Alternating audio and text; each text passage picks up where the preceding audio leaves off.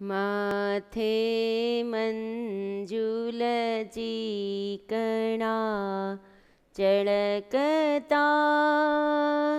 ભૂરા ભલા કેશ છે. તેજસ્વી સુવિશાળ ભાલ વિલસે. નેત્રો બહુ બેશ છે. નાસાગ્રે ધરી દ્રષ્ટિ તે નવચળે. નાસાદિશે નિર્મળી. શોભે છે મુખ ચંદ્રબિંબ સરખું. તે મંદહાસે મળી. ઓમ અવતારિણે શ્રી સ્વામિનારાયણાય નમો નમઃ. શ્રી હરિ કૃષ્ણાય ઘનશ્યામાય શ્રી સહજાનંદ સ્વામિને નમો નમઃ. બોલો શ્રી સ્વામિનારાયણ ભગવાનની જય. શ્રી હરિકૃષ્ણ મહારાજની જય. શ્રી ઘનશ્યામ મહારાજની જય. સર્વાવતારી પૂર્ણ પુરુષોત્તમ ઈષ્ટદેવ શ્રી સ્વામિનારાયણ ભગવાનના દિવ્ય ચરણ કમલમાં અદાસના અનંત અનંત પ્રણામ હો. તથા અમારા આદિગુરુ અનાદિ મુક્તરા જીવ બાલાડુબાના શ્રી ચરણોમાં આ સેવકના વંદન, તથા સાધુતા મૂર્તિ પરમ પૂજ્ય ગુરુજીના શ્રી ચરણોમાં વંદન, તથા સર્વે વંદનીય પૂજનીય સાંખ્યોગી બહેનો, પાર્ષદ બહેનો તથા સર્વે ભાવિક ભક્તોને ભાવથી જય શ્રી સ્વામિનારાયણ. વિક્રમ સંવત 2078 અષાઢ વદ પ્રતિપદાને ગુરુવાર, તારીખ 14/7/2022. કાલે હિંડોળા ઉત્સવની શરૂઆત થાય છે. આવો હરિકથામાં પ્રવેશ કરીએ. હરિ કે ચરિત્ર હરિ સમજાના. હરિ કે ચરિત્ર હરિ સમજાના. यह दोनों में भिन्न न माना. यह दोनों में भिन्न न माना. પ્રાણ પ્યારા પ્રભુજીની પૂર્ણ કૃપાથી તથા વાલા ગુરુજીના રૂડા આશીર્વાદ, દિવ્ય પ્રેરણાથી પુરુષોત્તમ ચરિત્ર પુષ્પમાળા ગ્રંથની નિત્ય કથા ચાલે છે. ગુચ્છ ત્રીજું, એમાં પુષ્પ 25મું ચાલે છે. કાલે કથા આપણે ક્યાં પહોંચી હતી? મહારાજ ક્યાં વિચરણ કરે છે? મહારાજ નાસિકથી ત્રંબકેશ્વરથી સુરત પધાર્યા. તાપી કાંઠે ગોળિયા બાવાના મંદિરે મહારાજ ઉતારો કર્યો. 3 દિવસ સુધી મહારાજને કાંઈ મળ્યું નહીં, ભૂખ્યા બેઠા રહ્યા. મહારાજ પૂજારીને પૂછતા હતા તો મહારાજને જવાબ કેવો મળ્યો? અમારે કોરા કડાકા છે. મહારાજને કોરા કડાકા થયા. 3 દિવસ ભગવાને એક માલણ મહારાજને જમાડવા માટે આવી 4થે દિવસે, અને મહારાજને પ્રેમથી જમાડ્યા અને મહારાજને રાજી કરીને કલ્યાણનું વરદાન લઈ ગયો. સુરતની કથા કાલે આવી હતી. નીલકંઠ વર્ણી વેશે મહારાજ પહેલી વાર સુરતમાં પધાર્યા. હવે ભગવાન ગુજરાતની ભૂમિમાં પધારી ગયા. અત્યાર સુધી આપણે વનવિચરણની કથા સાંભળતા હતા. ઉત્તર ભારતમાં, દક્ષિણ ભારતમાં મહારાજ બધે વિચરણ કરતાં કરતાં મહારાષ્ટ્રમાં થઈને મહારાજ ગરવી ગુજરાતની પુણ્યવંતી ભૂમિમાં ભગવાન પધારી ગયા. જ્યાં મહારાજને અખંડ ઘર માનીને રહેવું છે ને એ ભૂમિમાં હવે મહારાજ પધારી ગયા. આપણે ઘેર જ આવી ગયા કહેવાય. હો, હવે મહારાજ દૂર નથી, હવે વનમાં ભગવાનને નહીં ફરવાનું. આ વન વિચરણની કથા ગુજરાતમાં ભગવાન ફેર્યા એ બહુ વનમાં નહીં હો, વિશેષ ગામડામાં ઘર ઘર સુધી. હવે ભગવાન જુનાગઢ બાજુ વળી ક્યાંક ગીચ જંગલ હોય ત્યાં ભગવાન જંગલ જેવા વિસ્તારમાં મહારાજ ઉતારા કર્યા હશે. બાકી ઝાઝા ભાગ્યા તો ભગવાન હવે ઘર ઘર સુધી પહોંચી જશે.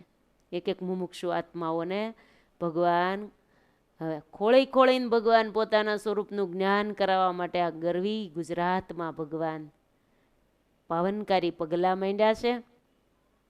સુરતથી મહારાજ ચાલ્યા તો કઈ રીતે મહારાજ સુરતથી પ્રસ્થાન કર્યું? તાપી કાંઠે મહારાજ અશ્વની કુમારને હારે સુરતમાં તાપી નદીની ઉપર, આખી નદી ભરી હતી બે કાંઠે, એની ઉપર ભગવાન ચાલ્યા હો. જેમ રોડ ઉપર કોઈ માણસ ચાલે ને એમ મહારાજને બહુ રોક્યા, પણ મહારાજ રોકાયા નથી. સડસડાટ મહારાજ તાપી ગંગાના નીર ઉપર ભગવાન ચાલી અને ક્યાં પહોંચ્યા? આગળ નર્મદા નદીએ મહારાજ પહોંચ્યા છે. નર્મદામાં મહારાજે સ્નાન કર્યું છે. હવે આપણે તાપીને વંદન કરીને આગળ વધીએ, નર્મદા નદીને વંદન કરીએ. અશ્વમેધનો જે આરો છે ત્યાં મહારાજે સ્નાન કર્યું છે. ત્યાંથી નર્મદા નદીમાં નાયા, ત્યાંથી નર્મદા નદીમાં નાયા, ત્રાપે બેસી ભરૂચમાં આવ્યા, ત્રાપે બેસી ભરૂચમાં આવ્યા, ત્યાંથી નર્મદા નદીમાં નાયા. ત્યાંથી એટલે ક્યાંથી? સુરતથી નર્મદા નદીમાં નાયા, ત્રાપે બેસી ભરૂચમાં આવ્યા. ભરૂચ શહેરમાં વર્ણી પ્રભુ પધાર્યા છે.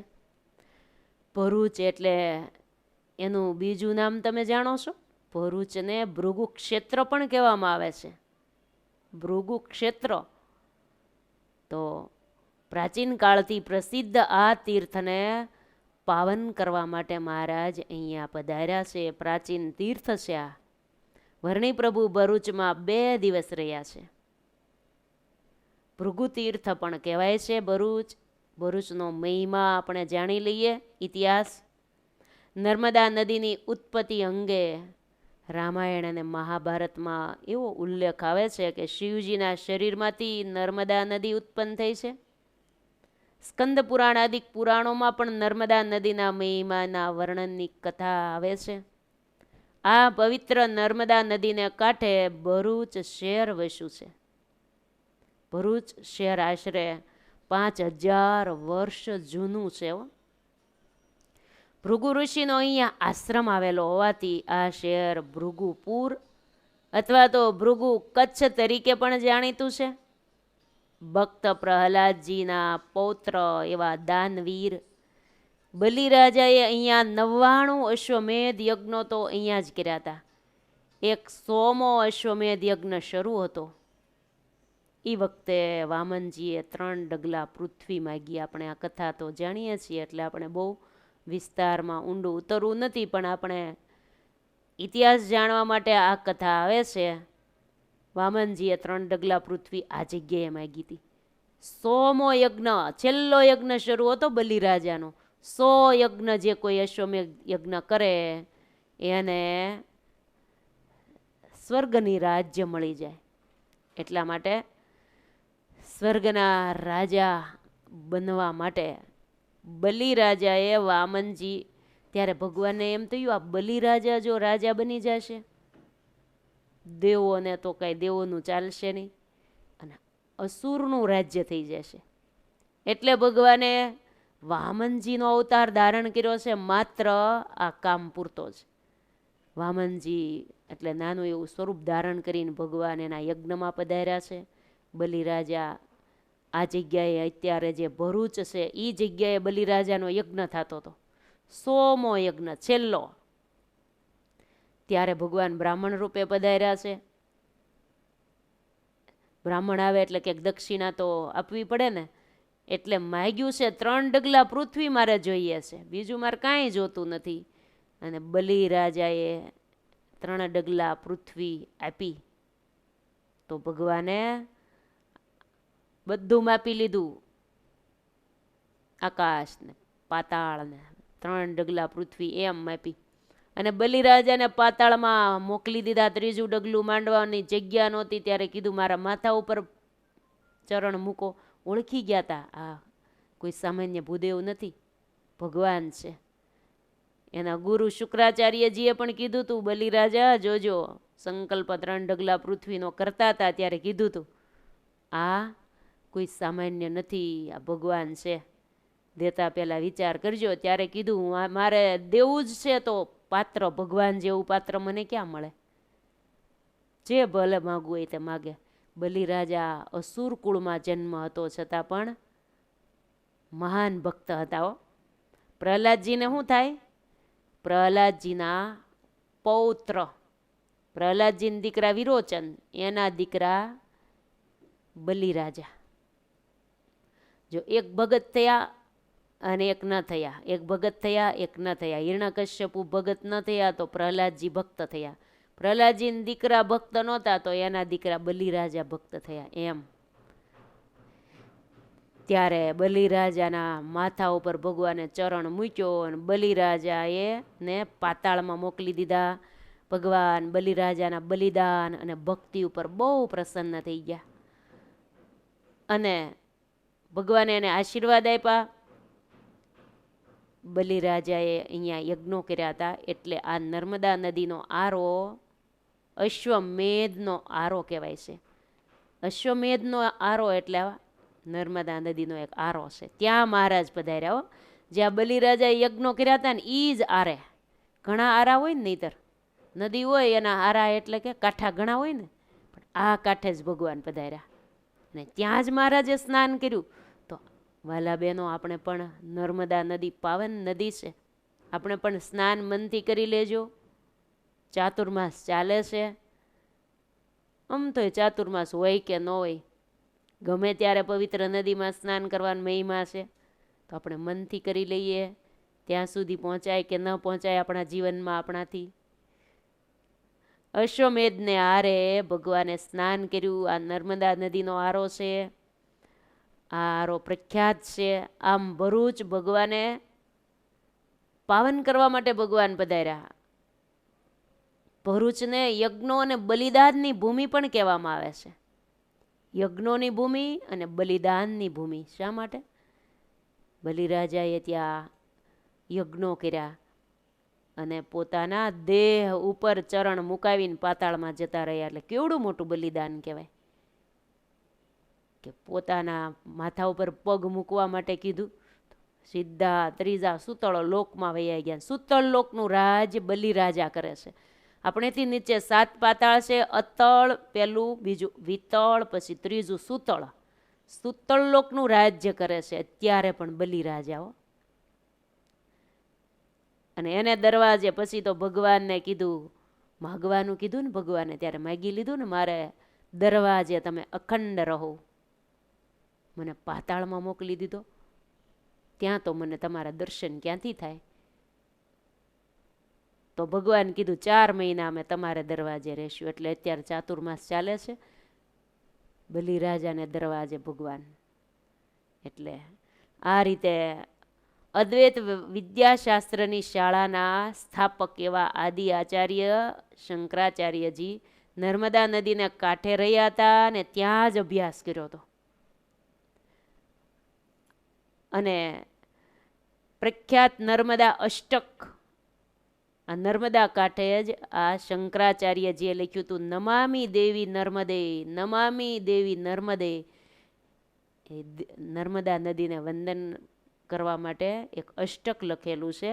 એના શ્લોકો લખ્યા છે જે દેવી તરીકે નર્મદાના મહિમાની પ્રશંસા કરી છે શંકરાચાર્યજીએ. એ જ જગ્યાએ આ નર્મદા નદીને કાંઠે જ સમસ્ત ગુજરાતને માટે જીવાદોરી સમાન આ નર્મદા નદી છે.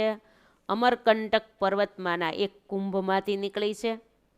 ભૃગુ ક્ષેત્ર ભરૂચ પાસે દહેજના બારા આગળ સમુદ્રને મળે છે અને એની લંબાઈ આશરે 100 યોજન છે. નર્મદા નદી રેવા અને પૂર્વ ગંગા તરીકે પણ ઓળખાય છે. નર્મદાનું બીજું નામ રેવા છે, પૂર્વ ગંગા પણ કહેવાય છે. આ નદી કાંઠે ઠેર ઠેર તીર્થક્ષેત્રો આવેલા છે. હવે મહારાજનું વિચરણ નર્મદા કાંઠે છે. મહારાજ સુરતથી નીકળ્યા ને એટલે સીધા નર્મદા કાંઠે પધાર્યા. ત્યાંથી કાંઠે કાંઠે જે સ્થાનો હોય ને ત્યાં મહારાજ હવે વિચરણ કરવાના છે. એ કથા આવે છે. અને નર્મદા કાંઠે સરદાર વલ્લભભાઈનું સ્ટેચ્યુ પણ બહુ મોટું પધરાવેલું છે. એ પણ આપણે જાણીએ છીએ કે ભરૂચ અને આ નર્મદા, ભરૂચમાં જ આ નદી આવી ને, ભરૂચ જેને ભૃગુ કચ્છ તરીકે પણ પ્રખ્યાત છે. નર્મદાને કિનારે વસેલું પુરાણકાલીન આ શહેર છે. અહીંયા ભૃગુ ઋષિનો આશ્રમ હતો ને એટલે એના નામ ઉપરથી ભૃગુ ક્ષેત્ર પણ કહેવાય છે. ભૃગુ ઋષિ અહીંયા બહુ તપશ્ચર્યા કરેલી હતી એટલે એના વંશજો ભાર્ગવ તરીકે પણ ઓળખાય છે. નર્મદા કાંઠે ગુર્જર નરેશ કુમારપાળે બંધાવેલો ભરૂચના કિલ્લાનો કોટ પણ આજે અડીખમ બનીને ઊભો છે. અને વળી નર્મદા નદી પર અંગ્રેજોએ ઈસવીસન 1881માં બંધાવેલો પુલ કે જેને આપણે ગોલ્ડન બ્રિજ તરીકે ઓળખીએ છીએ, એ અંગ્રેજોએ બંધાવેલો છે. એ નર્મદા નદી ઉપર જ છે. આપણે સુરત જઈએ ત્યારે એ પુલ ઉપરથી પણ પસાર થતા હોઈએ છીએ. ગોલ્ડન બ્રિજ તરીકે પ્રખ્યાત છે. આ પુલ જ બનાવવામાં એટલો બધો ખર્ચો થયેલો, એટલો બધો એ જમાનામાં ખર્ચો થયેલો એટલે એનું નામ જ ગોલ્ડન બ્રિજ પડી ગયું. જ્યાં એટલો બધો ખર્ચા પ્રમાણે ભરૂચમાંથી દેશને મળેલા મહાન વ્યક્તિઓ, જેમાં ગુજરાતની અસ્મિતાના સંવર્ધક તરીકે ઓળખાતા કનૈયાલાલ મુનશી, એ ભરૂચના હતા. કવિતા ક્ષેત્રે નામના પામનાર એક ઠાકોર, સંગીત ક્ષેત્રે ઓમકારનાથજી જેવા સપૂતો ભરૂચે આપ્યા છે. ભરૂચ શહેરમાં આવા પ્રખ્યાત મોટા થઈ ગયા. અને ભરૂચમાં આપણું શ્રી સ્વામિનારાયણ મંદિર પણ શિખરબંધ મંદિર છે. નીલકંઠ પ્રભુ પધાર્યા એની સ્મૃતિ રૂપે સદગુરુ શ્રી આનંદાનંદ સ્વામીએ 3 શિખરનું ભવ્ય મંદિરનું નિર્માણ કાર્ય કરેલું. સંવત 1891 વૈશાખ સુદ દશમને દિવસે આપણા આદિ આચાર્ય શ્રી રઘુવીરજી મહારાજના વરદ હસ્તે આ ભરૂચ મંદિરમાં પ્રતિષ્ઠા થયેલી. હરિકૃષ્ણ મહારાજ, રેવતી બળદેવજી, શ્રી વાસુદેવ નારાયણ, ધર્મદેવ ભક્તિ માતાની સુંદર મૂર્તિઓની પ્રતિષ્ઠા કરવામાં આવી હતી. વર્તમાન કાળે ભરૂચ તેમજ ભરૂચ વિસ્તારમાં અત્યારે પણ બહુ સારો સત્સંગનો વિકાસ થયેલો છે. નીલકંઠ પ્રભુ ભરૂચમાં પધારેલા એટલે એની સ્મૃતિ રૂપે આ મંદિર આપણે પણ દર્શન કર્યા હશે. શિખરબંધ મંદિરો બહુ સંતોએ કરાવેલા છે. મહારાજના જીવનકાળ દરમિયાન મહારાજે 6 મંદિરો કર્યા. ત્યાર પછી નંદ સંતોએ તો ઘણા મંદિરોની સ્થાપનાઓ કરી. મહારાજની આજ્ઞા હતી, સંતો મંદિરો કરજો. મંદિર છે એ મોક્ષના દરવાજા બની રહેશે, મંદિર મોક્ષની ભૂમિ બની રહેશે. મુમુક્ષુ આત્માઓને માટે મંદિર છે એ જ મોક્ષની ભૂમિ છે. એટલા માટે મંદિરોના નિર્માણો સંતોએ તો બહુ કર્યા. ત્યાર પછી અત્યારે પણ મંદિરોના નિર્માણો શરૂ જ છે. મહારાજ સંતોને મોકલ્યા જ કરે છે. આ સત્સંગની અંદર સંતો અખંડ વિચરે છે. મહારાજના મોકલેલા સંતો કહેવાય હોય આ બધા.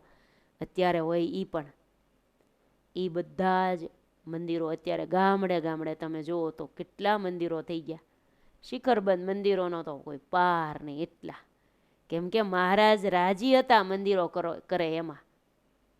અને જે કોઈ મંદિરમાં એક શેરનો પથ્થર નાખે એના કલ્યાણ મહારાજે કર્યા છે. એટલું ભગવાને મંદિરોનો મહિમા બતાવેલો છે.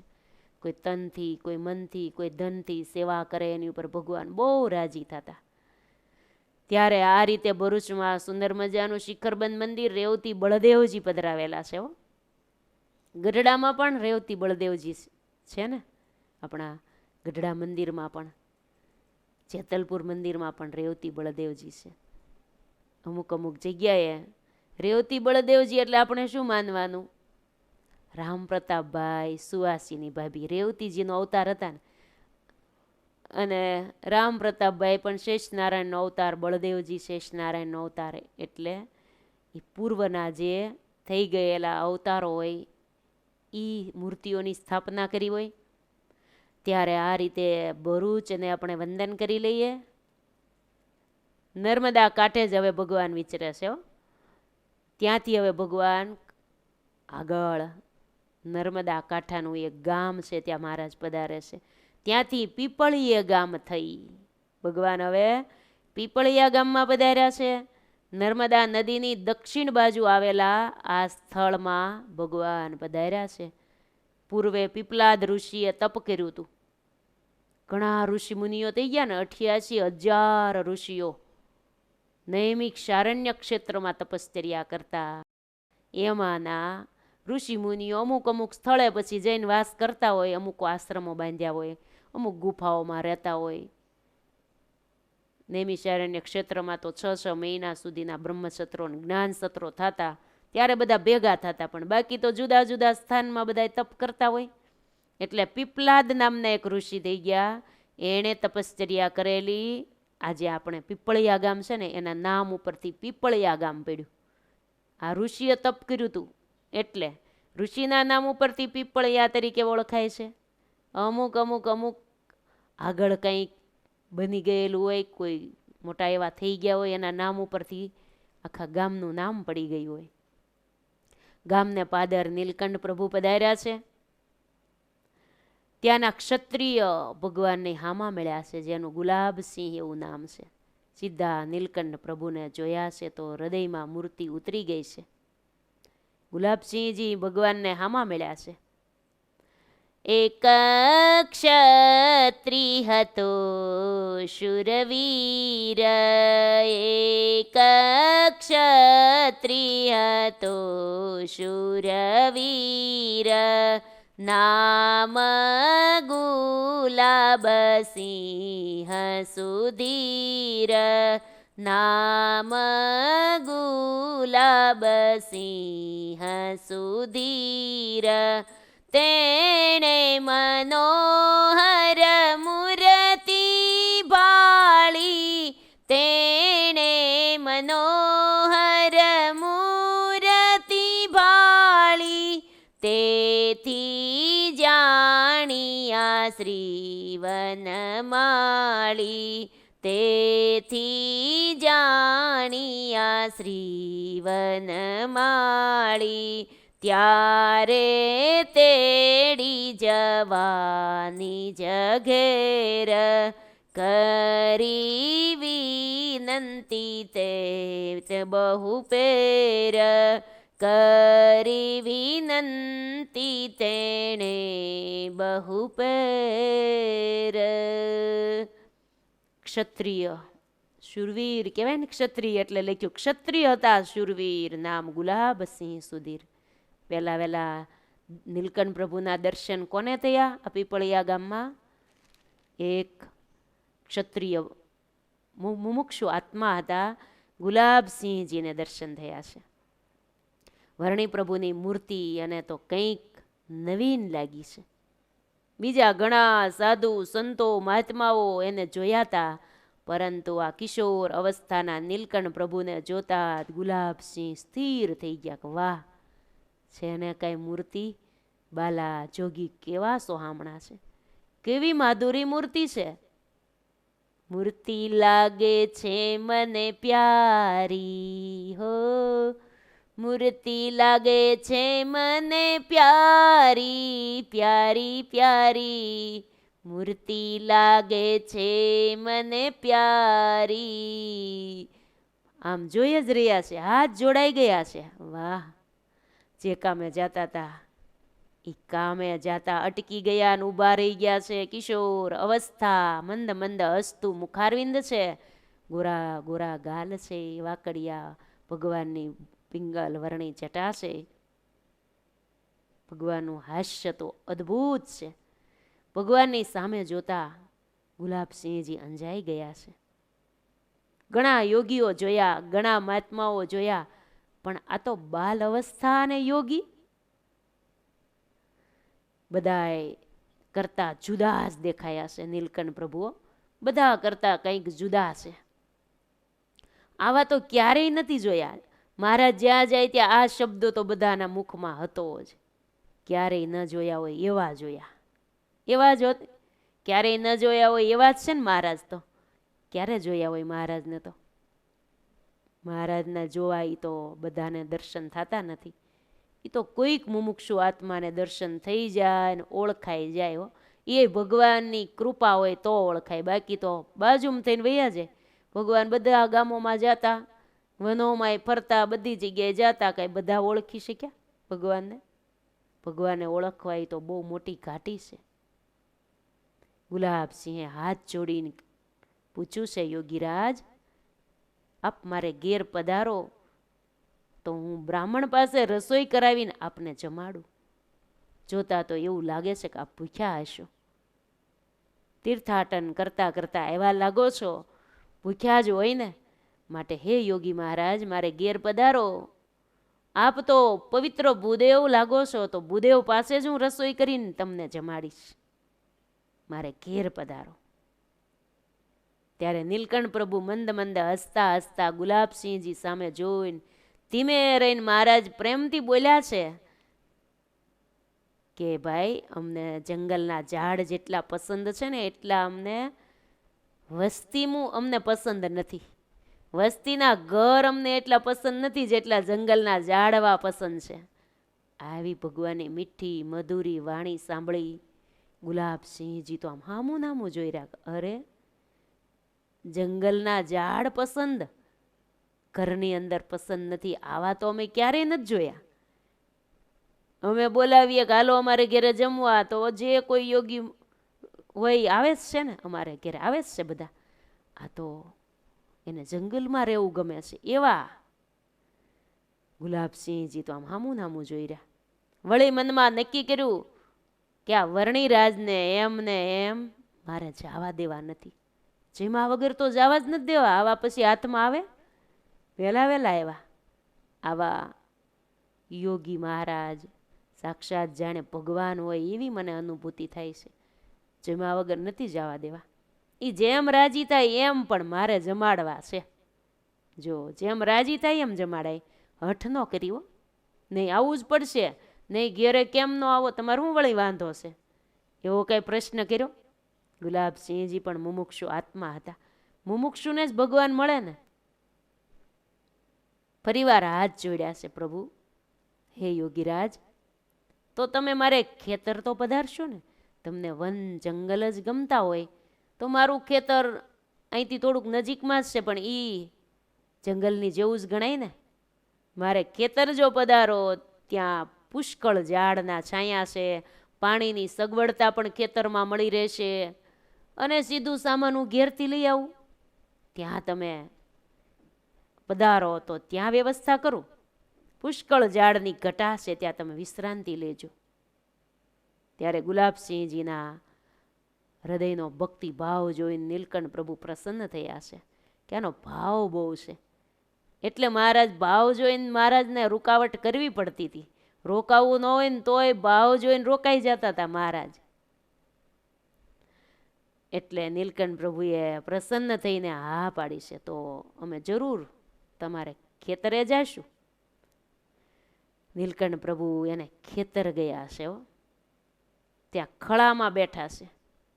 ખળાને તો ઓળખો ને, જે કંઈ પાક થાય એ બધો લણીને ભેગો કરીને ખળામાં નાખે. ચોખ્ખું કરેલું જગ્યા લીપેલી હોય, સાફ કરેલી હોય, ખળા વાડ કહેવાય એને. ત્યાં નીલકંઠ પ્રભુ બેઠા છે. ગુલાબસિંહજીએ કીધું તમે અહીંયા વિશ્રાંતિ લ્યો, ત્યાં હું દોડા દોડ ઘેર જાઓ. પહેલાં ભગવાનને ખેતર તો બતાવી આવ્યા હો, અહીંયા અમારું ખેતર, અહીંયા બેસો. ભગવાને ઉતારા પાણી કરાવી દીધા. પછી કીધું હું ઘેરથી હમણાં સીધું સામાન લઈને આવું છું, પછી તમે રસોઈની સામગ્રી લઈને આવું, પછી તમે બનાવો. અને ગુલાબસિંહજી દોડા દોડ ઘેર ગયા. રસોઈની સામગ્રી સીધું સામાન લઈને આવ્યા. વર્ણિ પ્રભુ એક ઝાડ નીચે ગયા. ત્યાં ભગવાને 3 પાણા મૂક્યા, ચૂલો બનાવ્યો. ગુલાબસિંહજી થોડુંક બળતણ વીણી આવ્યા અને બધાએ 2 થઈને ભેગું કર્યું. નીલકંઠ પ્રભુની આ મૂર્તિને પણ ધ્યાનમાં ધારજો. મહારાજ ચૂલો બનાવતા હોય, ચૂલો પેટાવતા હોય, એ ચૂલામાં તો શું બીજું હોય, પાણા આજુબાજુમાં ભેગા કરીને મૂકી દીધા હોય અને થોડાક ઠવડા આમથી આમ ભેગા કરીને અને ચૂલામાં નાખ્યા હોય. મહારાજ પોતે જે સીધું લાવ્યા હતા એમાંથી લોટ ભગવાને પસંદ કર્યો, લોટની બાટી ભગવાને બનાવી, રસોઈ કરી ચૂલો પેટાવીનો, શાલિગ્રામને નૈવેદ્ય ધરાવ્યું છે. ભગવાન થોડું જેમાં છે, એનો બહુ ભાવ હતો ને એટલે થોડું જેમાં બાકીની રસોઈ વર્ણિ પ્રભુએ પ્રસાદના રૂપમાં ગુલાબસિંહને આપી. ભગવાન પ્રસાદ તો આપે જો. સાધુ સંતોને આપણે રસોઈ આપીએ તો પ્રસાદ આપે જ છે ને. ગામડાની અંદર તો પહેલાં તો સાધુ સંતો આવે, રસોઈ દઈ આવે તો કેટલો બધો લોટ દઈ આવે અને એમ કહી દે, સ્વામી બધાએ લોટની તમતા રોટલી કરી નાખજો. હવે એમ ન જોવે, પોતાના ઘરમાં કેટલા જણ છે એના કરતાંય વધારે કરાવી લેવો સંતો પાસે. કેમ કે સંતોને બનાવેલી રોટલી પહેલાં બધાને આવડતી નહોતી. થોડા વર્ષો પહેલાં બધાને સાધુ રોટલી આવડતી નહોતી. સંતો આવે ત્યારે જ મળતી હતી એટલે બધાને બહુ આનંદ થતો હતો. એટલે સંતો પાસે બનાવડાવી લે, મોટી કાતરોડ ભરીને આપે, મોટા તપેલા ભરીને આપે. સંતોય બિચારા બનાવી દેતા હતા, લાડવા બનાવી દે, રોટલી બનાવી દે, સાધુ રોટલી પછી હાચવી રાખે ને બધાને પ્રસાદી આપે ને. હવે બધાને આવડી ગઈ.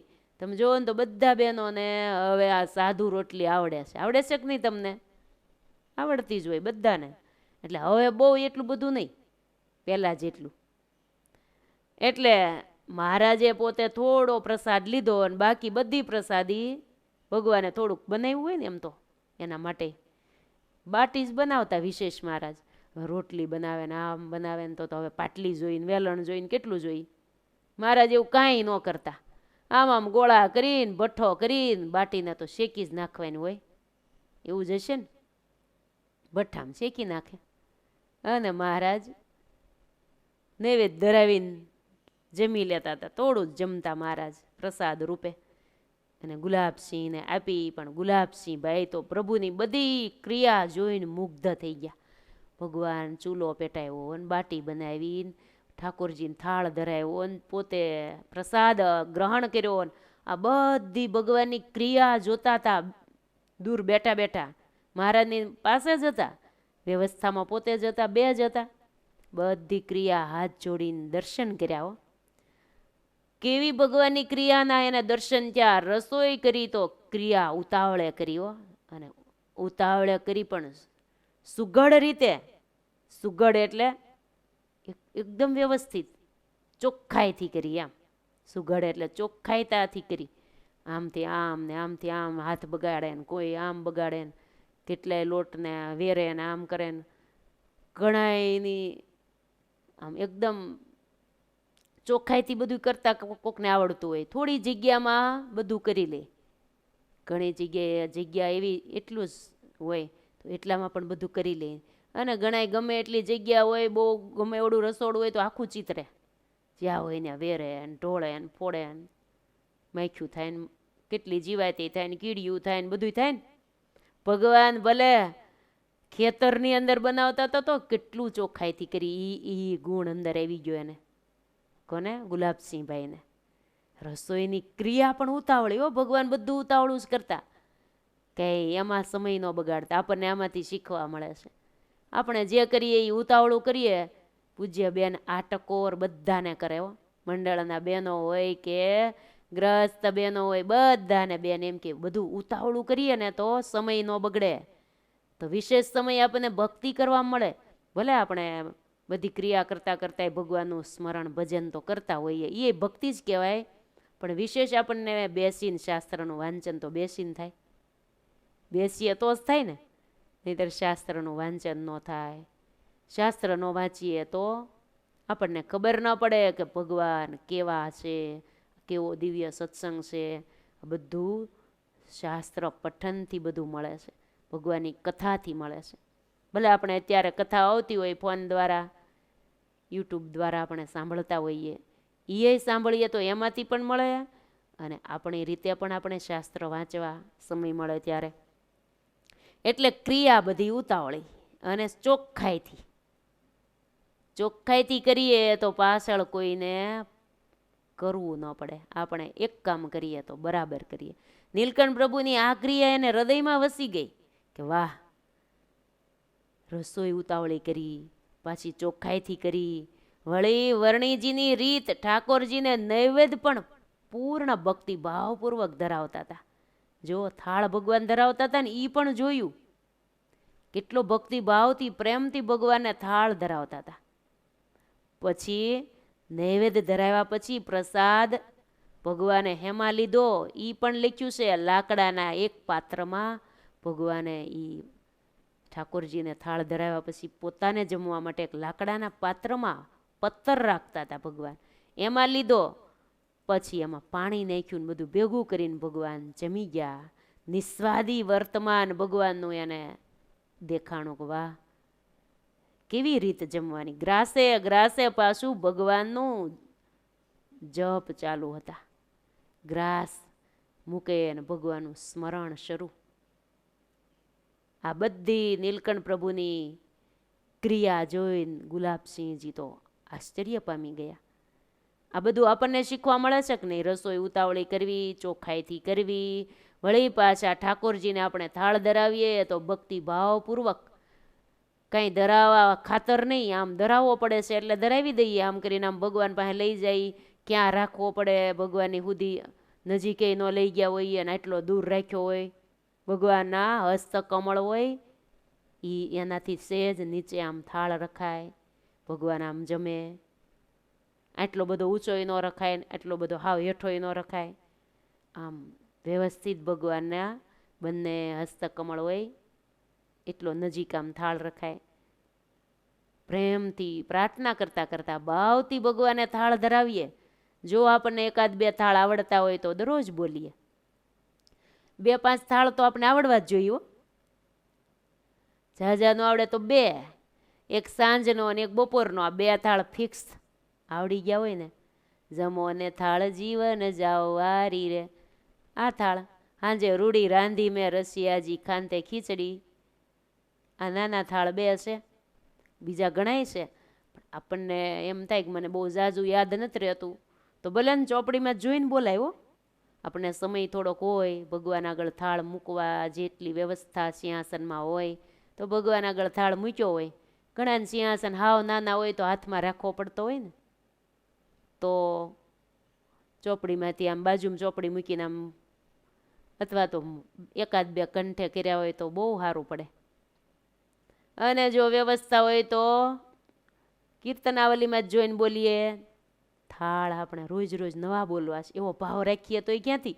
આ એક પ્રકારનો ભાવ છે. મંદિરમાં કીર્તન બોલવા જઈએ એ વાત જુદી, પણ ઘેર આપણે દરરોજ થાળ ધરાવીએ છીએ, ન્યાય ભક્તિ ભાવ પ્રગટ કરવો હોય તો કરાય. થાળ જુદી જુદા જ્યાંથી આપણને મળે ત્યાંથી આપણે એક નોટમાં ઉતારી રાખીએ, અને પછી દરરોજ મારે આજ આ બોલી હતી ને મારે કાલે આ બોલવો છે, એટલી અંદરથી તાલાવેલી અને ભાવના હોય ને, ભગવાન રાજી થાય. નવા થાળ બોલીને ભગવાન એમાં રાજી કરવા છે. બનાવીને તો આપણે રાજી કરીએ, પણ બોલવાના પણ ખરા.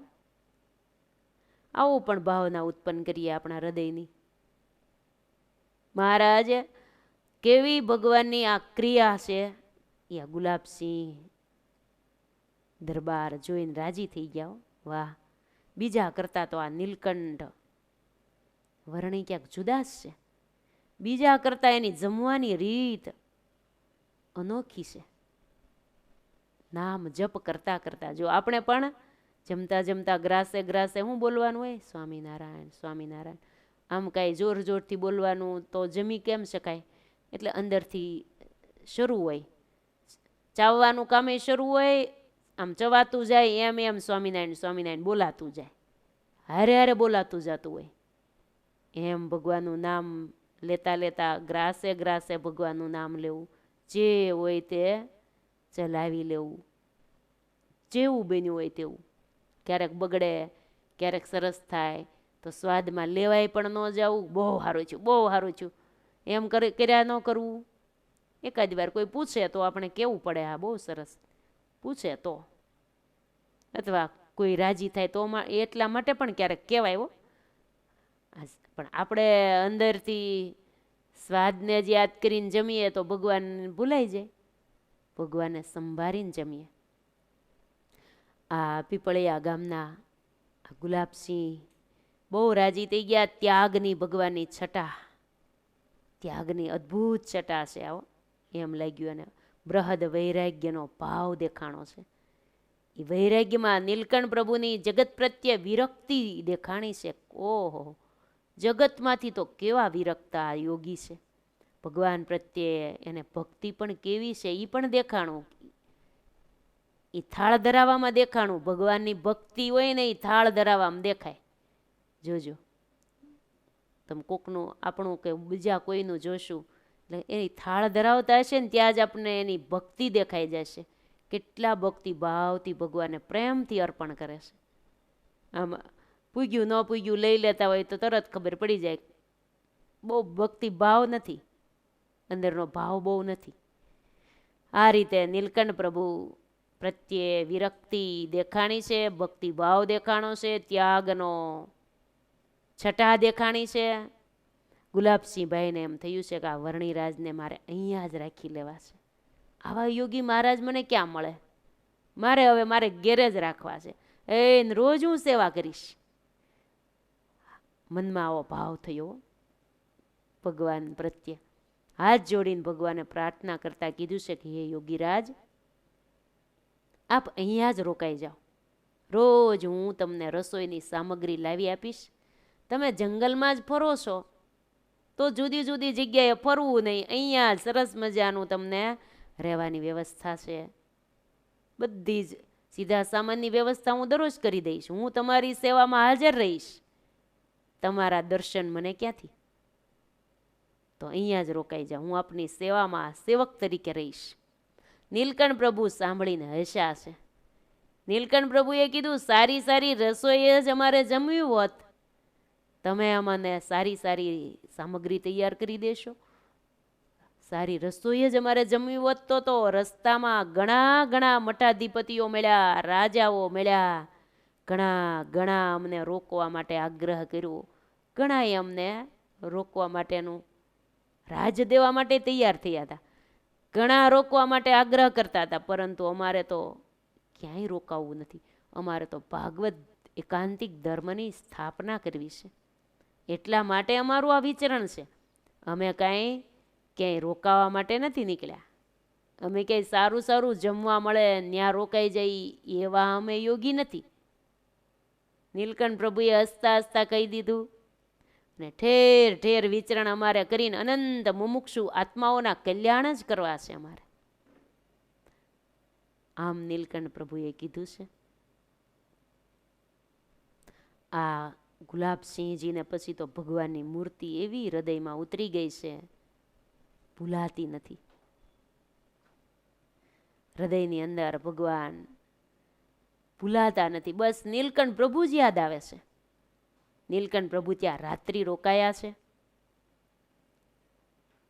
રાત્રિ રોકાણ ભગવાનનું થયું, પણ ગુલાબસિંહજી ઘેર ગયા, મહારાજ તો ત્યાં રોકાણા. સવારે આવીને જ્યાં જોયું તો નીલકંઠ પ્રભુએ ત્યાંથી વિદાય લઈ લીધી હતી.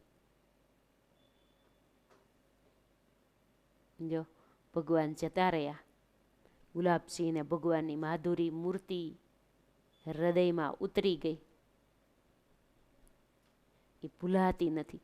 પછી તો અખંડ યાદ કર્યા કરે, અખંડ નીલકંઠ પ્રભુની મૂર્તિ જ યાદ આવ્યા કરે છે.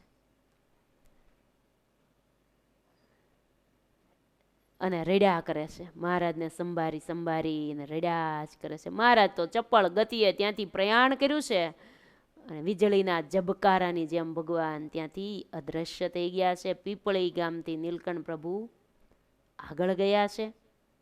નર્મદા કાંઠે તૌરા કરીને ગામ છે, ત્યાં મહારાજ ગયા છે. તૌરા ગામમાં નર્મદા તટે ભગવાનનું વિચરણ છે. આપણે નર્મદા નદીને તો હજી ભૂલવાની. નર્મદા નદી તો એમ નામ છે. એને કાંઠે કાંઠે મહારાજ જે ગામ આવે ને ત્યાં ત્યાં મહારાજનું દિવ્ય વિચરણ શરૂ છે. ત્યાંથી ગયા તવરા ગામમાં જઈ મહારાજ તવરા ગામમાં ગયા છે. નર્મદા તટે ઉત્તર તરફ ચાલતા આ એક ગામ આવે છે. ભરૂચથી આશરે 9 કિલોમીટરને અંતરે આવેલી આ ભૂમિ છે, તવરા ગામની ભૂમિ. સાંખ્ય મતના પ્રવર્તક કપિલ ભગવાને અહીંયા તપ કરેલું એમ કહેવાય છે. કપિલ આશ્રમમાં તો તપશ્ચર્યા કરેલી જ, એ તો આશ્રમ કપિલ ભગવાનનો કહેવાય. આપણે આગળ વન વિચરણમાં કપિલ આશ્રમની કથા આવી ગઈ. પણ આ તવરા ગામમાં તપ કર્યું છે, જો ગ્રંથોમાં લખાણું છે. થોડું ઘણું ત્યાંય રોકાણા હોય, બધે ફરતા હોય ને ઋષિમુનિઓ તો પછી એક જગ્યાએ આશ્રમ બાંધીને રહ્યા હોય, પણ અમુક સમયે ત્યાં પણ તપશ્ચર્યા કરેલી કપિલ ભગવાને. એટલે કપિલેશ્વર, ચિંતનાથ, કાશી વિશ્વનાથ, વિઘ્નેશ્વર મહાદેવ, મહાકાલેશ્વર, ગુપ્તેશ્વર, નર્મદેશ્વર એમ સપ્તલિંગી મહાદેવજીની સ્થાપના કપિલજીએ કરેલી. સપ્તલિંગી એટલે 7 લિંગ. આ નામ આવ્યા ને, એક લિંગનું નામ કપિલેશ્વર, તો એકનું નામ ચિંતનાથ, કાશી વિશ્વનાથ, વિઘ્નેશ્વર. આવા બધાએ શંકર ભગવાનના નામ બહુ જાજાઓ, અનેક નામો પડે, જે પાડવા હોય એ. હનુમાનજીના, શંકર ભગવાનના નામ ગામ ઉપરથી ને પોતાના નામ ઉપરથી હવ પાડે. ત્યારે આવા 7 લિંગની સ્થાપના કપિલ ભગવાને કરેલી. એની સાક્ષી રૂપે અહીંયા કપિલજીનું મંદિર પણ છે. અહીંયા વર્ણી પ્રભુએ નર્મદામાં સ્નાન કર્યું અને કપિલેશ્વરના દર્શન કર્યા. પવિત્ર નર્મદાના તટ ઉપરના તીર્થોને પણ ભગવાન પાવન કરવા માટે ઈચ્છતા હતા. એટલે ભગવાને એમ થયું, નર્મદા કાંઠેના અમારે એક એક તીર્થોને પાવન કરવા છે. તો ભગવાન ત્યાંથી તવરા ગામમાં કપિલ ભગવાનના મંદિરમાં ભગવાન દર્શન કરીને ત્યાંથી નર્મદા કાંઠે આગળ ચાલ્યા છે. તો શુકલ તીર્થમાં ભગવાન પધાર્યા છે. જો આજે આપણે યાત્રા છે આ નર્મદા કાંઠેની, મહારાજની સાથે ચાલજો. એક એક સ્થાનનો બહુ મહિમા છે. પ્રાચીન તીર્થો છે આ બધા, પણ ભગવાન પ્રાચીન તીર્થોને ભગવાન વિશેષ તીર્થત્વ આપવા માટે એક એક સ્થાને ભગવાન પધારે છે. શુકલ તીર્થ નર્મદા નદી ઉપરનું શ્રેષ્ઠ તીર્થ છે. અહીંયા મુખ્ય મંદિર શુકલ નારાયણનું મંદિર છે, જેમાં નારાયણ ભગવાનની ચતુર્ભુજ મૂર્તિની સ્થાપના કરેલી છે. શુકલ નારાયણ કહેવામાં આવે છે. બંને બાજુમાં બ્રહ્મા અને શિવજીની પ્રતિમાઓ પણ છે. ઓમકારેશ્વર, ગોમેશ્વર તથા આદિત્યેશ્વરના પણ મંદિરો અહીંયા છે. આ સ્થાન ઉપર ચંદ્રગુપ્ત અને ચાણક્ય સ્નાન પણ કરેલું છે. ચંદ્રગુપ્ત મૌર્ય ઇતિહાસમાં નામ જેનું આવતું હતું એ, અને ચાણક્ય પણ, ચાણક્યની નીતિ એમ કહેવાય છે. નીતિમાં ચાણક્ય શ્રેષ્ઠ કહેવાય, એટલે ગ્રંથ લખાણો ચાણક્ય નીતિ. આ બંને મહાન થઈ ગયા વિભૂતિ. એણે અહીંયા આવીને સ્નાન કરેલું છે એટલે લખાણા એના નામ. તેમજ જાબાલી થઈ ગયા એક. જાબાલી અહીંયા એણે પણ તપ કરેલું. નીલકંઠ પ્રભુ અહીંયા બાવા પ્યારાના ઘાટ ઉપર રહ્યા છે. અહીંયા દરેક મંદિરમાં નીલકંઠ પ્રભુએ દર્શન કર્યા છે. શુકલ નારાયણ મંદિર ચતુર્ભુજ મૂર્તિના તો દર્શન કર્યા. આ બધા સ્થાનો જે કહેવાય છે પુરાતની તીર્થો, ત્યાં પણ ભગવાન વિચર્યા છે. બધા તીર્થોને ભગવાને પાવન કર્યા છે. અને નીલકંઠ પ્રભુએ દર્શન તો કર્યા, પણ નીલકંઠ પ્રભુના જેણે જેણે યાત્રિકોએ દર્શન કર્યા ને, તો એના પણ પૂર્વના પાપ બળી ગયા છે. નીલકંઠ પ્રભુના દર્શન કરતાની સાથે જ એને પણ સુખ આવ્યું છે. અનેક યાત્રિકોએ યોગી રાજને જોતાની સાથે જ આકર્ષણ થયું છે પ્રભુમાં. ભગવાન તો આકર્ષક મૂર્તિ છે ને. ભગવાનમાં જેને જેને આકર્ષણ થયું છે એ મુમુક્ષુ આત્માઓ હોય એને જ થાય. આકર્ષણ સીધું જ પ્રીતિ ભગવાનમાં થઈ જાય. શુકલ તીર્થનો મહિમા આપણે સાંભળીએ. ભરૂચના 16 કિલોમીટરના અંતરે નર્મદાને કાંઠે આવેલું આ શુકલ તીર્થ છે. એક રમણીય અને સૌંદર્ય સ્થળ કહેવાય છે. આ એક પવિત્ર યાત્રાનું સ્થળ પણ છે.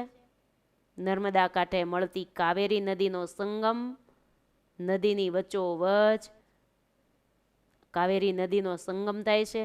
25 કિલોમીટરના ઘેરાવાવાળા બેટની ઉપર દુનિયાના મોટામાં મોટા વૃક્ષ તરીકે ગણાતો હોય ને તો એક વૃક્ષ ઘટાદાર છે, જેને કબીર વડ કહેવાય છે.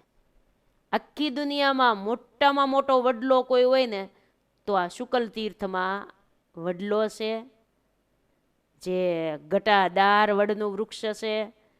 એ જમાનાથી ઉભેલો છે, એટલે કે કેટલાય વર્ષો પહેલાંનો આ પુરાતની વડલો છે. અમે પણ દર્શન કર્યા છે. કબીર વડ કેટલો બધો મોટો, એની વડવાયું તમે જુઓ ને તો પૃથ્વી અરે વડવાયું ઉગી ગઈ છે નીચે, એમાંથી કેટલાય વડલા ઉત્પન્ન થઈ ગયા છે. એટલો એનું થળિયું જાડું છે, એટલે ને કબીર વડ. કબીર વડ નામ શાથી પડ્યું એની પણ એક દંતકથા છે. કબીરજીએ વડની વડવાઈનું દાંતણ કરેલું. એક વડલાની ને એક બીજો ક્યાંક વડલો હશે, એમાંથી વડવાઈ લઈને દાંતણ કર્યું. વડલાનું દાંતણ બહુ સારું હો, આરોગ્યતાની રીતે દાંતણ આમ થાય. દાંતણ કરવાનું હવે તો હાવ રિવાજ વયો ગયો. પહેલાંના માણસો તો દાંતણ જ કરતા. બાવળના દાંતણ, બોરડીના દાંતણ, વડલાના દાંતણ, લીમડાનું દાંતણ, આ બધા દાંતણથી આરોગ્ય સારું રહે, દાંત સારા રહે, બધી શુદ્ધિ થાય.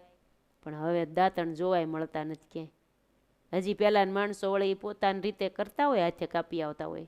પણ હવેના માણસોને દાંતણ ગમે એ નહીં કરવું. ભાતની ટ્યુબો આવી ગઈ, એ જ હવે બધાને ફાવે. જો કબીરજીએ વડલાને દાંતણ કરેલું. દાંતણ કર્યા પછી દાંતણની ચીરિયું ત્યાં નાખેલી, જે સ્થળે એમાંથી જે વડલો થયો, દાંતણની ચીર નાખેલી વડલાના દાંતણની. એ ચીરમાંથી જે વડલો થયો, મોટો વિસ્તારને પામ્યો, એ જ કબીર વડ. કબીરજીએ દાંતણ કરીને ચીરિયું નાખી, એમાંથી વડલો થયો છે. વાહ! આ દંતકથા પ્રમાણે સાંભળવામાં આવે છે. શુકલ તીર્થની પાસે આવેલો આ કબીર વડ છે. બેટ નદીની સપાટીથી થોડોક જ ઊંચો છે. ત્યાં ફેરી એટલે કે બોટ દ્વારા આપણે જઈ શકાય છે આ રીતે. અને અણહિલવાડ પાટણના રાજા ચામુંડે એના પુત્ર મરણના આઘાતથી પોતાના જીવનના શેષ દિવસો અહીંયા, જે શુકલ તીર્થ કહેવાય છે, કબીર વડ કહેવાય છે, ત્યાં એના શેષ દિવસો પસાર કરેલા. અને અહીંયા દર વર્ષે કાર્તિકી પૂર્ણિમાએ 5 દિવસ સુધી ભવ્ય મેળો ભરાય છે, જેમાં હજારોની સંખ્યામાં માનવ મેરામણ ઉભરાય છે. ખૂબ માણસો આવે છે. આ દિવસે ગામની દક્ષિણ દિશાને અડીને અર્ધચંદ્ર આકારે વહેતી નર્મદા મૈયામાં સ્નાન કરવાનો બહુ મોટો મહિમા છે. આ 5 દિવસ જે કાર્તિક મહિનામાં પૂર્ણિમા ઉપર જે મેળો થાય ને, ત્યારે નર્મદા સ્નાનનો મહિમા બહુ છે. આમે નર્મદા નદી બહુ પાવનકારી. નર્મદા દર્શનમ, કાલે આપણે વાત કરી હતી ને, ગંગા સ્નાનમ, યમુના પાનમ, નર્મદા દર્શનમ, તાપી સ્મરણમ. તો આ નર્મદા નદીનું નામ આ શ્લોકમાં આવ્યું. દર્શન કરવાથી પાવન થઈ જવાય. સ્નાન કરીએ ન કરીએ એ પછીની વાત છે. સ્નાન કરીએ તો પાવન થઈએ જ, પણ ખાલી દર્શન કરીએ આમ ઊભા રહીને તોય પાવન થઈ જવાય. એ નર્મદા નદી આપણા ઘર ઘર સુધી પહોંચી ગઈ છે. ખબર છે ને તમને? આપણા ટાંકામાં નર્મદાનું પાણી છે. નરેન્દ્રભાઈ મોદીએ બહુ મોટી કૃપા કરી ગુજરાત ઉપર. ગુજરાતમાં પાણીની તંગી બહુ હતી. થોડાક વર્ષો પહેલાં એટલું બધું પાણીની તંગી હતી, તે અઠવાડિયે કોઈ ગામમાં તો 15 દિવસે અને અઠવાડિયે એમ પાણી આવે. અને પાણી ન હોય તો હાવ પાણી વગરના રહે. હવે પાણી વગર તો હાલે? હવે હાલતા પાણીની જરૂર પડે ને. બીજું કંઈ ન હોય, ખાવા પીવાનું આગા પાછું હાલે, પણ પાણી જ પહેલાં જોઈને. પીવાનું પાણી, વાપરવાનું પાણી, બધું જોઈએ. પણ એ કેવી આખા ગુજરાત ઉપર મેર કરી. ભગવાને કેવા નેતા મૂકી દીધા. ત્યાં નરેન્દ્રભાઈ મોદી પહેલાં કોણ હતા મુખ્યમંત્રી? કેશુભાઈ. એ મુખ્યમંત્રી હતા, એણે આ નર્મદા નદીને ઘર ઘર સુધી પહોંચાડવાનું કામ કર્યું છે. એને આપણે વંદન કરીએ હો.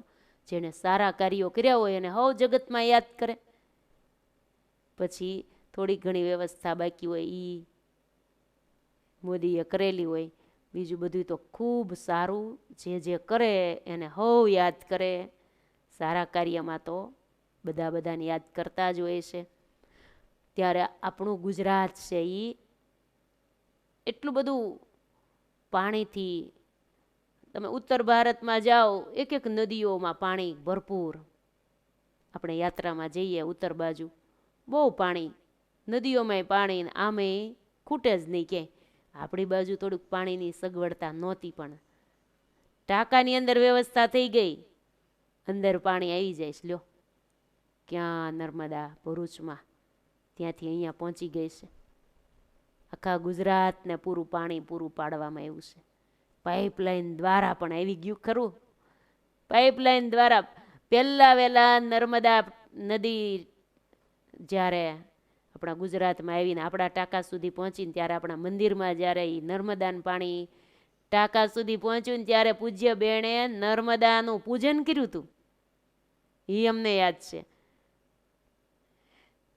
એ જ્યારે પાણી છોડવામાં આવ્યું અને ટાંકામાં પાણીનો ધોધ આવ્યો, એ પહેલાં બેણે નર્મદાનું શ્લોક બોલીને પૂજન કર્યું અને પછી અંદર પાણીને ટાંકામાં પ્રવેશ કરાવ્યો.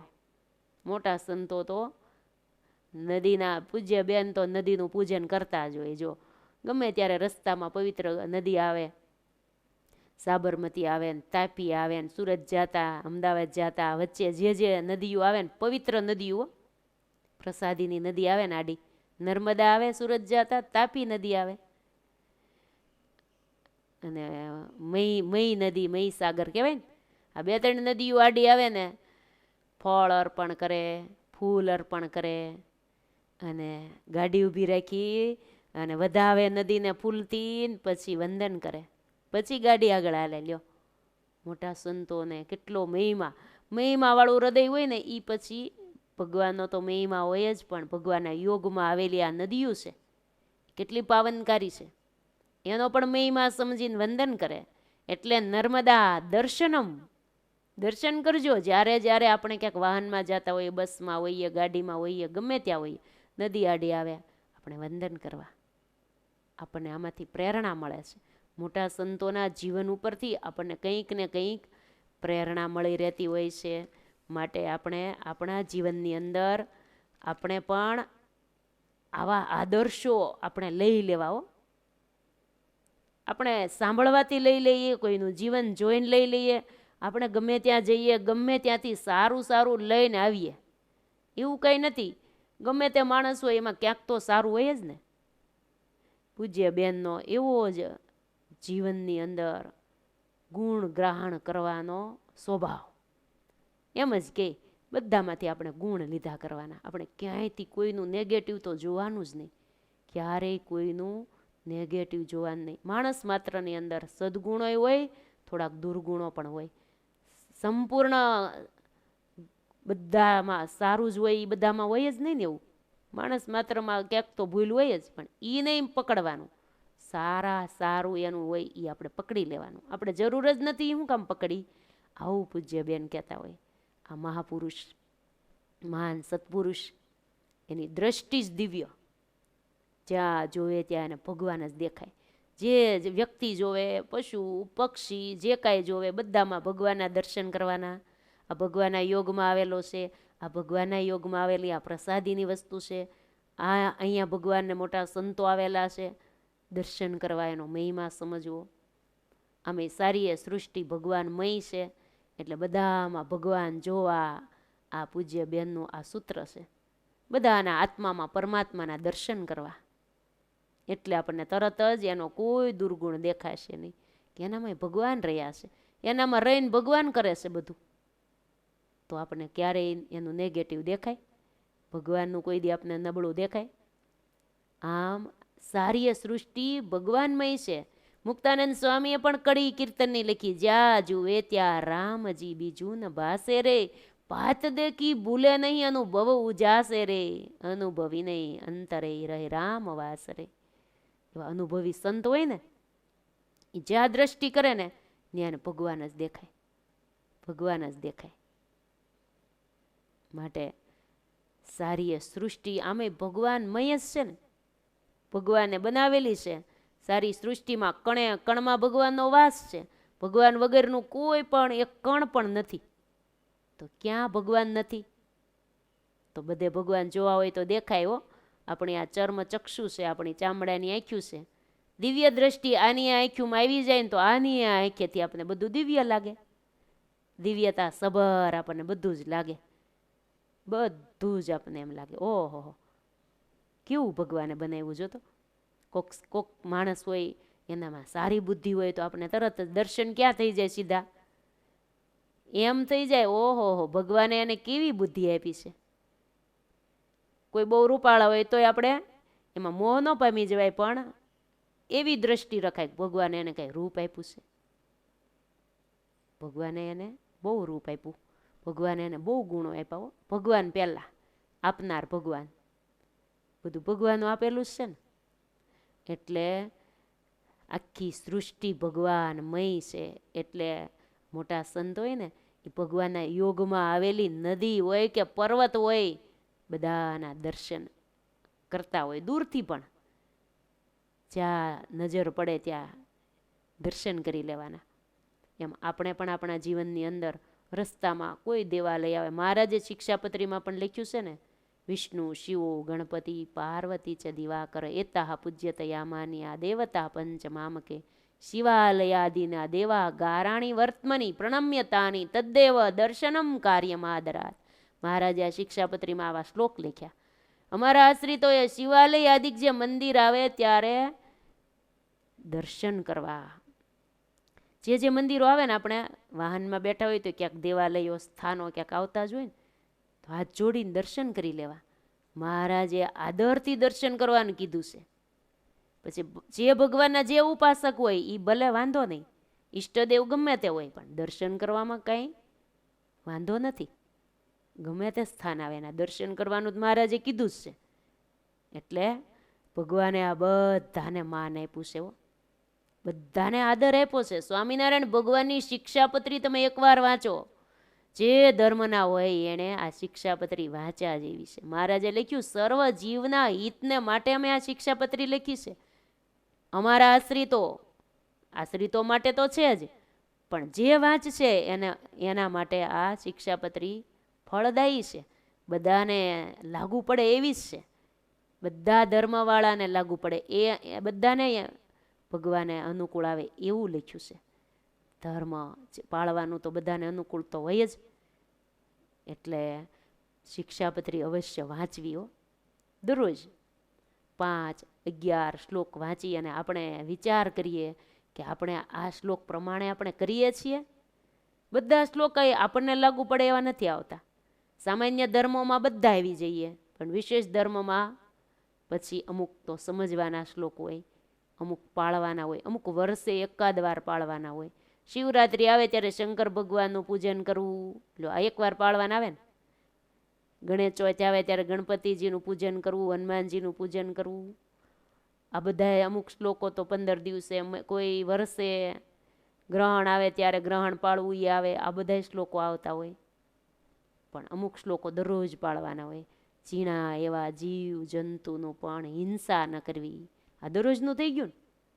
જાણી જોઈને કોઈ જીવજંતુને આપણે મારવા નહીં, હિંસાનું પાપ લાગી જાય. સ્વામિનારાયણ ભગવાને ગાગરમાં સાગર એવી શિક્ષાપત્રી લખી છે, સર્વને વાંચ્યા જેવી છે. માટે ભાવિક ભક્તો, જે કોઈ કથા સાંભળનારા ભક્તો હોય, કદાચ શિક્ષાપત્રી ન વાંચતા હો તો ચાતુર્માસમાં આ નિયમ લઈ લેજો. મારે દરરોજ શિક્ષાપત્રીના ભલે 5 તો 5 શ્લોક મારે વાંચવા છે. વાંચીને પછી જ મારે બીજું કામ કરવું. ભલે એમ થાય સવારમાં મારાથી ન વચાય, એમાં જ કંઈ વાર ન લાગે, તો શાંતિથી વાંચવા હોય તો શાંતિથી કામકાજ પતાવીને પછી વાંચો, પણ શિક્ષાપત્રી વાંચવી. મહારાજે નિત્ય વાંચવાની આજ્ઞા કરી છે. એટલે મહારાજે શિક્ષાપત્રીમાં પણ લખ્યું છે, જે કાંઈ દેવ સ્થાનો આવે દર્શન કરવા એને આપણે ઉદ્દેશીને આપણે વંદન કરવા, ભગવાનના યોગમાં આવેલું જે સ્થાન હોય. પછી વૃક્ષ આડું આવે ને તો આપણને ખબર પડે કે ભગવાન અહીંયા એકવાર અહીંયા આ ઝાડ નીચે ભગવાન બિરાજમાન થયેલા. એ ઝાડ ત્યાં છત્રી હોય અથવા ન હોય ને આપણને એમનામ ખબર હોય તોય આપણે દર્શન કરવા. આપણે અમરેલીથી ગઢડા જઈએ તો ગઢડા આવતા એક રણિયાળા ગામ આવે. રસ્તામાં ભગવાન સંતોને ત્યાં સુધી હામાં આવ્યા હતા, ત્યાં દંડવત ધાર છે. એક ધાર એટલે ટેકરા જેવું હોય ને, એ દંડવત ધાર કહેવાય છે. તો ભગવાન માણકી ગોળી લઈને સંતોને હામાં ત્યાં સુધી આવ્યા હતા. ત્યાં મહારાજે સંતોને દંડવત કર્યા હતા, એટલે દંડવત લીલા સ્થાન કહેવાય. એ કુંડળમાં પણ દંડવત લીલા સ્થાન છે. તો મહારાજ સંતોની હામાં ઠેઠ કુંડળ સુધી ગયા હતા. એટલે કેટલું આઘું ગઢડાથી. ભગવાન કેવા ભગવાન સંતોને હામાં ગયા. મારા સંતો ગામડેથી આવે છે. એટલે કુંડળમાં તો છત્રી કરેલી છે, એટલે આપણને ખબર પડી જાય કે અહીંયા દંડવત લીલા સ્થાન છે. તો આપણે જઈએ યાત્રામાં દર્શન કરવા, ત્યારે એ સ્થાનમાં દર્શન કરીએ. પણ આ ટેકરા જેવું એક છે ને, ત્યાં લખેલું નથી. એમ નામ ટેકરો છે, એ તો જેને ખબર હોય એને જ ખબર પડે કે આ દંડવત લીલામાં સ્થાન છે. પૂજ્ય બેન જ્યારે જ્યારે ગઢડા જાય ને એ ટેકરે ગાડીમાં બેઠા બેઠા દર્શન કરી લેવા. મહારાજે અહીંયા દર્શન કરેલા અને કડી બોલે ભાવથી. એક એક સ્થાનના દર્શન આપણે કરીએ. ત્યારે આ નર્મદા દર્શનમ, નર્મદા નદીના દર્શનની વાત આવીને એટલે આપણે બધી વાત કરી. જ્યાં જ્યાં નદીઓ પવિત્ર હોય, સ્નાન કરવાનો સમય હોય તો સ્નાન તો અવશ્ય કરી લઈએ. આ ભરૂચમાં વહેતી નદી નર્મદા છે. વંદે નર્મદે, બહુ મહિમા છે. અને વાલા બહેનો, નર્મદા નદીના જે પથ્થર છે ને એ છે શિવલિંગ. જેમ ગંડકી નદીના તળિયે પથ્થર છે એ બધા શાલિગ્રામ કહેવાય, શાલિગ્રામજીની પૂજા થાય. તો નર્મદા નદીને તળિયે જે પથ્થર છે એ શિવલિંગ ગણાય છે. એટલી પવિત્ર નદી છે. ભગવાન એક એક સ્થાનને પાવન કરતાં કરતાં નદીને કાંઠે જ વિચરે છે. તો સમયને અનુકૂળ પ્રમાણે આપણે કેટલા સ્થાનની યાત્રા કરી. એક તો ભરૂચમાં આપણે મહારાજ પધાર્યા, એ સ્થાનને આપણે દર્શન કર્યા. પછી બાજુ કાંઠે કાંઠે ભગવાન હાલ્યા તો પીપળી ગામમાં ગુલાબસિંહજી એની વાડીએ ભગવાન ગયા. તૌરા ગામમાં 3, પછી શુકલ તીર્થ, એમ 4 સ્થાનની યાત્રા આજ કરી આપણે. યાદ રાખવાનું કે આજ મારે આટલી યાત્રા થઈ. શુકલ તીર્થ એ પણ નર્મદા કાંઠે. ભગવાન આ રીતે શુકલ તીર્થમાં સ્નાન કર્યું. આ દિવસે ભગવાન જ્યારે પધાર્યા ને ત્યારે દક્ષિણ દિશાને અડીને અર્ધચંદ્ર આકારે નર્મદા મૈયામાં ભગવાને સ્નાન કરેલું. ત્યાં પણ જે સ્થાનમાં જાય ત્યાં નર્મદા નદી જ આડી આવે છે મહારાજને. પીપળિયા ગયા, તૌરા ગયા કે પછી શુકલ તીર્થમાં ગયા, બધી નદી નર્મદા છે. એટલે નર્મદા તટે ભગવાનનું દિવ્ય વિચરણ. આજનું શાહી સ્નાન માટે ભારતભરમાં આવેલા હિન્દુ ધર્મના સાધુ મહાત્માઓ પણ મોટી સંખ્યામાં આ શુકલ તીર્થ જે ગામ છે, શુકલ તીર્થ ગામ પણ કહેવાય છે અને શુકલ તીર્થ પણ એના નામ ઉપરથી નામ પડી ગયું છે. મેળો ભરાય 5 દિવસનો, ત્યારે ખૂબ બધા સ્નાન કરવા માટે આવતા હોય છે. માટે આપણે પણ મનોમન વંદન કરી લઈએ આ શુકલ તીર્થને. એક એક તીર્થને આપણે વંદન કરી. નીલકંઠ પ્રભુના શ્રી ચરણોમાં વંદન. મહારાજ શુકલ તીર્થમાં રોકાણા છે, વાસ કરીને મહારાજ ત્યાં છે. આજ મહારાજને કહીએ આજ નહીં પ્રસ્થાન કરતા, આજનો દિવસ રોકાઈ જાઓ કથા પ્રસંગે, અમે આપને કાલે પ્રસ્થાન કરાવશું, અમે પણ તમારી સાથે. મહારાજ શુકલ તીર્થમાં રોકાઈ ગયા છે. આગળની કથા નર્મદા કાંઠે જ ભગવાનની વિચરણની કથા આવતીકાલે આપણે સાંભળીશું. અત્યારે કથાનો સમય પૂર્ણ થઈ ગયો. અત્યારે ભગવાનના નામ સ્મરણ સાથે કથાને વિરામ.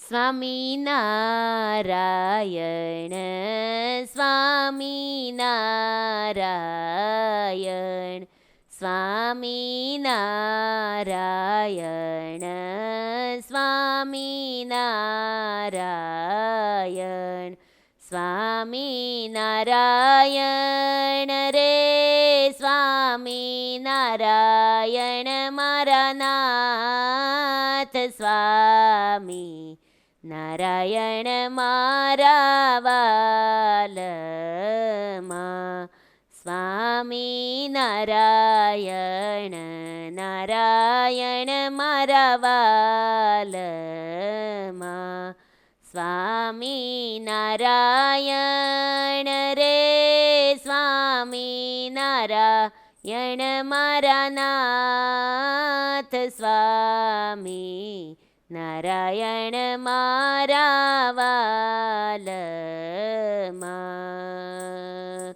સ્વામી નારાયણ મારા વાલમાં, સ્વામી નારાયણ મારા વાલમાં. બોલીએ નીલકંઠ વર્ણિન્દ્ર મહારાજ કી જય. જય સ્વામિનારાયણ.